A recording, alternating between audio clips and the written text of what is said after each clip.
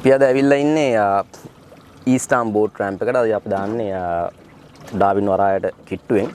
අද වෙද එකත් එච්චර හොඳ නැති හින්දා අපි හිතුවා වැඩි ඈතක යන්න නැතුව ඩාවින් වරායේ දැන් අලුත් හාබ් එක මේ 2005 හදපු අලුත් හාබ් එක තමයි මේ පැත්තෙන් පේන්න තියෙන. අපි පෙන්නන්නම් ඒක. මේ හරියේ පොඩ්ඩක් ෆිෂින් කරන්න කියලා. සාමාන්‍යයෙන් මේ හරියේත් මාළු රැඳෙනවා. හැබැයි හැමදාම හැමතිස්සෙම මාළු හිටින්නේ නැහැ. අපි ගිහිල්ලා අද බලමු අපේ ලක් එක try කරමු. මොකද අද මේ වෙද එකත් එක්ක මේ පැත්තෙන් ලොකු වැහි වලාකුලක් තියෙනවා. ඒකින්ද අපි එච්චර ගොඩක් ඈතට යන්න හොඳ දවසක් කියලා හිතන්නේ නැහැ. ඒත් අපි ගිහිල්ලා try එකක් දෙමු. හරි අපි දැන් මේ ළඟට ගිහිල්ලා පොඩ්ඩක් බලන්න යන්නේ මේ ඩාවින් හාබ් එක ළඟම තියෙන කැට්ලිනා අයිලන්ඩ්. මේකට කැට්ලිනා අයිලන්ඩ් කියලා කියන්නේ දෙවනි ලෝක යුද්ධ කාලේ කැට්ලිනාස් කියන මේ වතුරේ ලෑන්ඩ් කරන්න පුළුවන් ෆ්ලයිට්ස් මෙන්න මේ ලෑන්ඩ් එකට තමයි ගෙනල්ලා ලෑන්ඩ් කරලා තියෙන්නේ. ඒ කැට්ලිනා කියන ෆ්ලයිට් එකේ නම තමයි මේ පොඩි අයිලන්ඩ් එකට වැටලා තියෙන්නේ. දැන් ඔය පාලම් වගේ ඔය වැලි කෑල්ල දිගටම ඇවිල්ලා තියෙනවා. මේකෙන් සමහර කට්ටිය අපි දැකලා තියෙනවා බෝට්ස් වලින් පොඩි ටිනිස් වලින් ඔය අයිලන්ඩ් එකට යනවා පික්නික්ස් වලට. ඇත්තටම මේ පික්නික් එකක් වගේ කරන්න හොඳ තැනක්.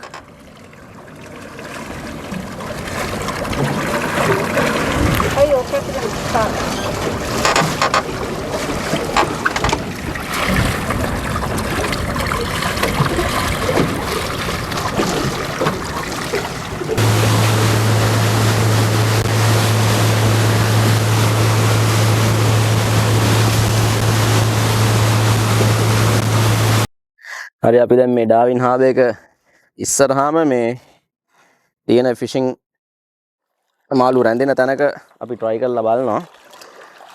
ගිය අවුරුද්ද වල වගේ නම් මේ තැන්වල මාළු හිටියා සෑහෙන්න. දැන් ඔයගොල්ලන්ට පේනවා ඇති මේ ප්‍රොජෙක්ට්ස් පටන් අරගෙන මේ හැමතැනම සඳරුවන් පෙන්නයි ඔය ඩ්‍රෙජ් කරනවා. රටවල් දියුණු වෙද්දී ටවුන්ස් දියුණු වෙද්දී මේ හාබ් එක දියුණු වෙද්දී මේ බලන්න ගොඩක් ඩ්‍රෙජ් කරලා මැටීරියල්ස් ගෙනල්ලා මේ මෙතනත් හැමතැනම මේගොල්ලෝ ජෙටි එක එක්ස්පෑන්ඩ් කරනවා. හාබ් එක එක්ස්පෑන්ඩ් කරනවා. මේක අලුත් හාබ් එක 2005 හදලා ඉවර කරපු. ඉතින් මේ ප්‍රොජෙක්ට්ස් ගොඩක් මේ විදියට ඉස්සරහට ගියොත් ඉතින් හොඳයි. ආර්ථිකයට හොඳ වුණාට ෆිෂින් වලට නම් මං හිතන්නේ නැහැ එච්චර හොඳ වෙයි කියලා. ඉතින් බලමු මේ තැන්වල ඉස්සර මේ හාබ් එක ඉස්සරහා සෑහෙන්න මාළු අහුවෙන තැන් මේවා දැන් ඉතින් එච්චර මාළු රැඳෙන්නේ නැහැ මේ තැන්වල. මේවා සමහර වෙලාවට නෙමෙයි අනිවාර්යයෙන්ම මේ කරන ප්‍රොජෙක්ට්ස් වල මේ ඩ්‍රෙජ් කරන ඒවා ඉම්පැක්ට් එකක් තියෙනවා මේ ෆිෂ් ස්ටොක්ස් වලට.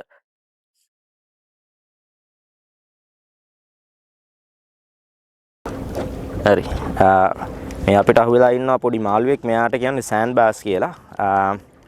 මේ බෑස් ෆිෂ් ටයිප් එකක්. මෙයා බැරා වගේම තමයි. හැබැයි මෙයා බැරා නෙමෙයි. සමහර කට්ටිය රැවටෙනවා මේ බැරා මේ මොදෙක් කියලා. මෙයා මොදෙක් නෙමෙයි. මේ ඒ පවුලෙම වෙන එක්කෙනෙක්. ඉතින් මේගොල්ලන් තියාගෙන වැඩක් නැහැ. මේ අපි යට යන්න දෙමු. මේ ඉන්නේ සෑන්ඩ් බෑස්. හරි දැන් අපිට මේ අහුවෙලා ඉන්න මාළුවාට කියන්නේ ෆ්ලැට් හෙඩ් කියලා.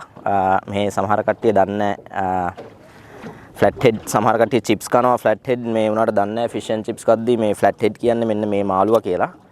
මෙයා නදන් ටෙරිටරි වල නම් එච්චර පැන්නනේ එච්චර ලොකු මාකට් එකක් නැහැ. මෙයාට සවුත් ඕස්ට්‍රේලියාවේ එහෙම නම් මෙයා ඩෙලිකසි එකක්. මෙයාව ගොඩක් මේ අල්ලනවා. මේ සෑහෙන්න ලොකු වෙනවා මේ චූටි පැටියෙක්. මේ පෙන්නන්න හිතුවා අපි මෙයාව ටක් ගාලා දාමු නැත්තම් මැරෙනවා. මේ ඉන්නේ ෆ්ලැට් හෙඩ්. හොඳට බලන්න. right. හරි දඟලන එක්කෙනෙක් තමයි. ඉතින් එයා ඉක්මනට යමු.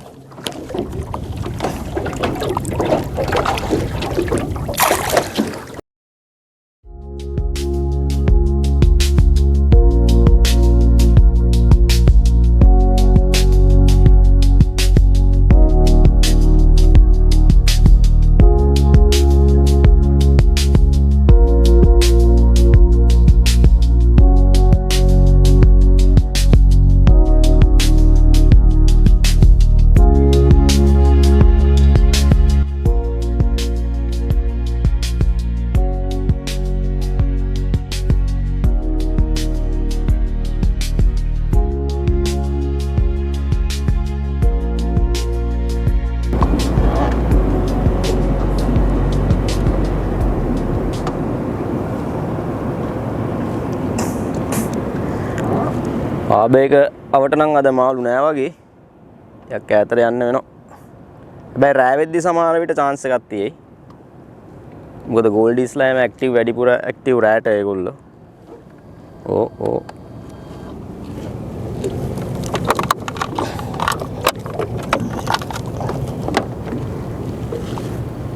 මෙතන මේ channel එකේ හින්දා තමයි මේ ඇන්කර් එකට අමාරු තියාගන්න. මොකද අපි අර ගල උඩ ඉන්න හින්දා හැමතිස්සෙම වතුර මෙතන පොඩ්ඩක් මේ ටර්බියුලන්ස් එකක් තියෙන.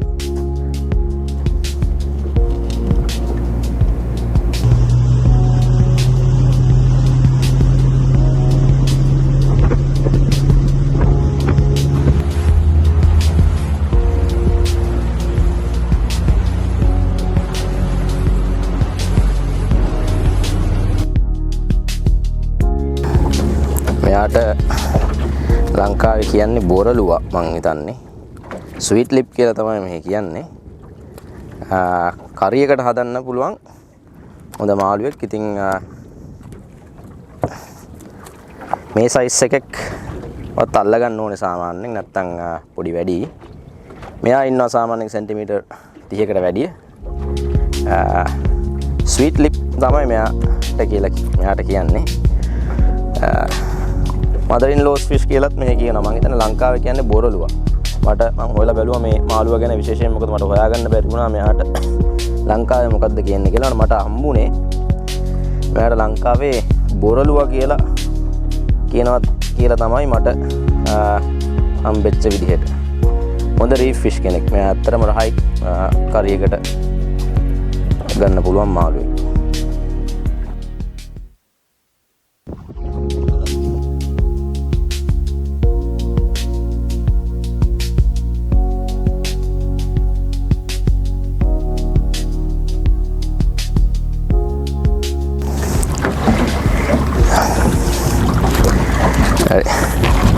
අපිට කාලා ඉන්නේ තවත් බොරළුවෙක් තමයි. අපි අද ටාගට් කරගෙන ආවේ මේ ගෝල්ඩීස්ලා හුවෙයි කියලා. බට් ගෝල්ඩීස්ලා නෑ, මේගොල්ලෝ තමයි ඉන්නේ. හැබැයි ඉතින් මෙයා කරියට කරි එකක් විදිහට මේ සාමාන්‍යයෙන් ඕස්ට්‍රේලියන්ස් මෙහි කට්ටිය නම් මේගොල්ලන්ව ගන්න නෑ, කැමති නෑ මේ අයට. ඒත් අපි කරි හදන නිසා කරිස් වලට හොඳ මාළුවෙක් තමයි මේ ස්වීට් ලිප් කියන්නේ බොරළුවා. අපි ඉතින් අදට දෙන්නෙක් හම්බුණා. අපි මේ දෙන්නව අපි තියාගමු.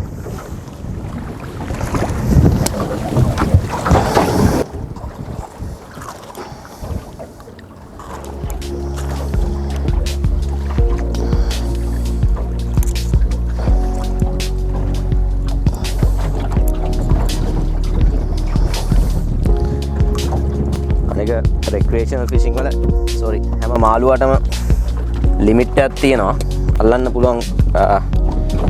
මේක බලන්නත් ඕන මේ කී දෙනෙක් අල්ලන්න පුළුවන්ද කියලා. මේගොල්ලන්ට ලිමිට් එකක් නැහැ. මේගොල්ලන් ඕන තරමක් අල්ල ගන්න පුළුවන්. ඒවට අපිට දෙන්නෙක් විතර ඇති. අපි මේ දෙන්නව තියාගන්නවා. ඇතුළෙත් එක්කෙනෙක් ඉන්නවා. ඇතුළේ ඉන්න එක්කෙනා ලොකුයි මෙයාට වැඩි.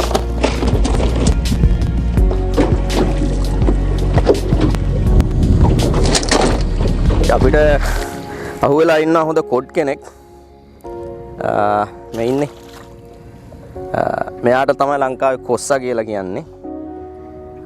හොඳ මාළුවෙක්. ඉතින් ලංකාවේ එක්ස්පෝර්ට් කරන මාළුවෙක්. හැබැයි මෙයා හොඳ සයිස් එක කෙනෙක් අපිට හම්බුනේ. සාමාන්‍යයෙන් හොඳම මාළුවෙක්. ඉතින් මේ හරිය අහුවෙන අඩුයි මෙච්චර ලොකු කොස්සෝ. ඉතින් අපිට හොඳ කොඩ් කෙනෙක් අහුණා. ගොඩ වෙලාවක් බලන් ඉඳලා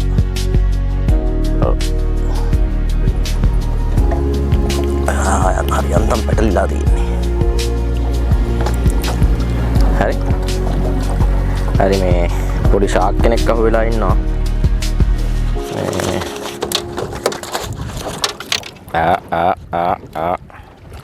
හරි ෂාක් කෙනෙක් කියන්නේ බලන්න මේ පොඩි වුණාට මේකගේ තියෙන පව එක. ලොකු අය ගැන ඉතින් කතා කරන්න දෙයක් නැහැ නේ. මේ පොඩි වෙලා මෙහෙමනම් සෙන්ටිමීටර් 30කට පොඩ්ඩයි වැඩි. සෙන්ටිමීටර් 40ක් විතර ඉන්නේ. මෙයා වුණාට පව එක බලන්න.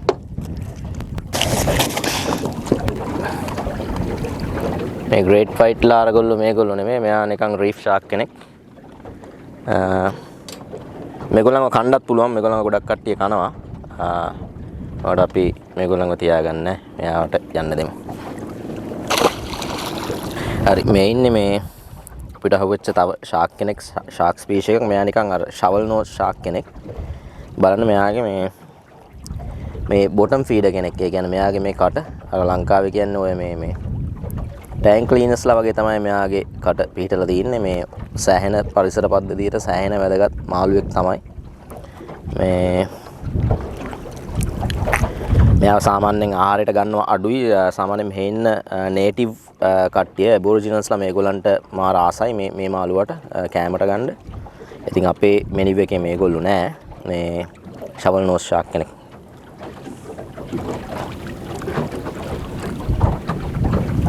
යවමුනේ.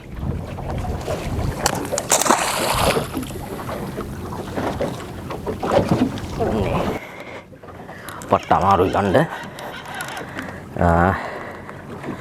මෝරෙක් ද කියලාත් හිතෙනවා.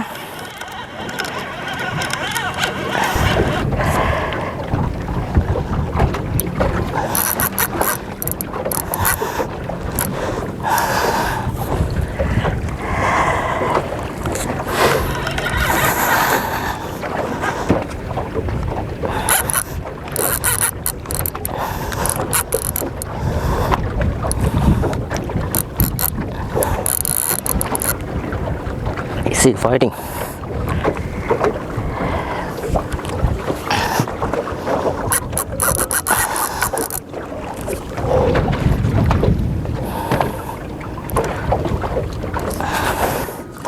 මේක තියෙන්නේ මේ 80 pounds bread එකක්. ඒ කියන්නේ සාමාන්‍යයෙන් කිලෝ 10ක විතර මාළුවෙක් අදින්න පුළුවන්. දැන් මේක මේ විදිහට කඩාගෙන යනවා කියන්නේ ඔයගොල්ලෝ දකින්න දීපු ෆයිට් එක. ලොකු මෝරෙක් තමයි පැටළුනේ මං හිතන්නේ. සම්පූර්ණයෙන් ලීඩර් ලයින් එක මෙන්න මේක තමයි ලීඩර් ලයින් එක කියන්නේ.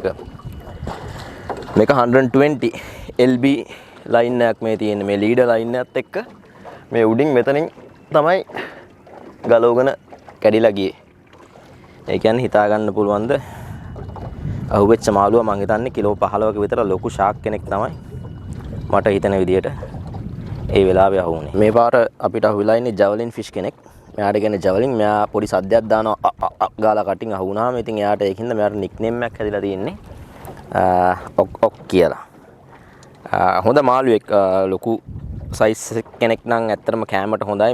මේගොල්ලෝ බේක් කරන්න නියමයි. සෑහෙන අන්ඩර්රේටඩ් මාළුවෙක් තමයි මෙයා. මොකද සුපර් මාකට්ස් වලට එහෙම එන්නේ නැහැ මේගොල්ලෝ. ඒ වුණාට මේ ඇත්තටම ආහාරය සඳහා ඊටාම රස මාළුවෙක්.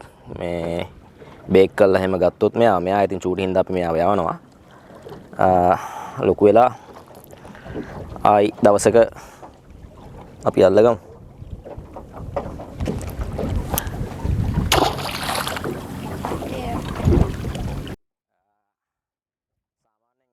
හරි මේ පාර අහුවෙලා ඉන්නවා රීෆ් ෂාක් කෙනෙක්.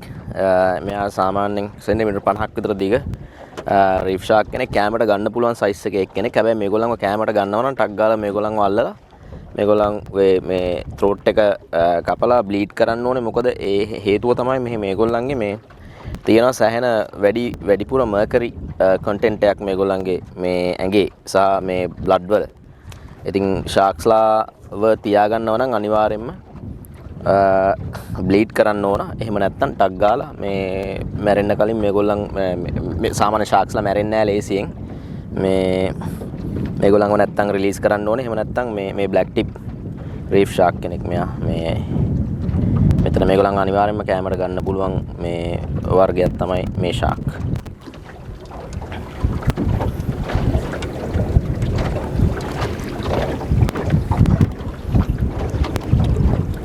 හරි අදට දැන් අපි ෆිෂින් ට්‍රිප් එක ඉවර කරනවා. දැන් ටිකක් රැ වෙලා තියෙන්නේ. අද අපි කලින් කිව්වාගේ අපිට අයිඩියල් කන්ඩිෂන්ස් තිබ්බේ නැහැ. ඉතින් අපිට අද මාළු ටිකක් අල්ලලා මේ හාබ් එක ළඟ මොන වගේ මාළුද අහුවෙන්නේ කියලා පොඩ්ඩක් අද බලලා පෙන්වන්න ඕනේ ඉඳ තමයි මේ වීඩියෝ එක කරේ. ඉතින් ලොන් වීකෙන්ඩ් එකකුත් එනවා. අද ආශමල්ලි අවైలබල් නැහැ.